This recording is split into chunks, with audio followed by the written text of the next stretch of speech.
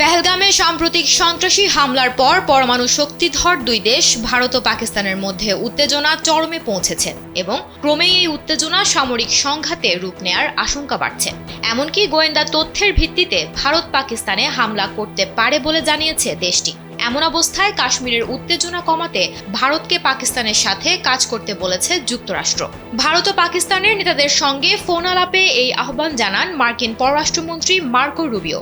বুধবার রাতে বার্তা সংস্থা রয়টার্স এক প্রতিবেদনে এ তথ্য জানিয়েছে। প্রতিবেদনে বলা হয়েছে, কাশ্মীরের পেহেলগামে সম্প্রতি সন্ত্রাসী হামলায় ২৬ জন নিহত হওয়ার পর ভারত ও পাকিস্তানের মধ্যে উত্তেজনা নতুন করে শুরু হয়েছে।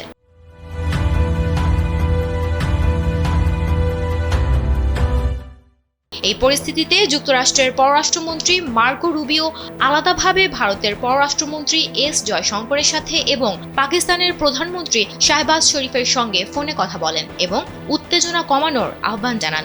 একই সঙ্গে সন্ত্রাসবাদের বিরুদ্ধে ভারতকে সকল পদক্ষেপ নেয়ার কথা বলেন তিনি। এই হামলার সুষ্ঠু তদন্তে পাকিস্তানকে সহযোগিতা করারও আহ্বান জানান রুবিও।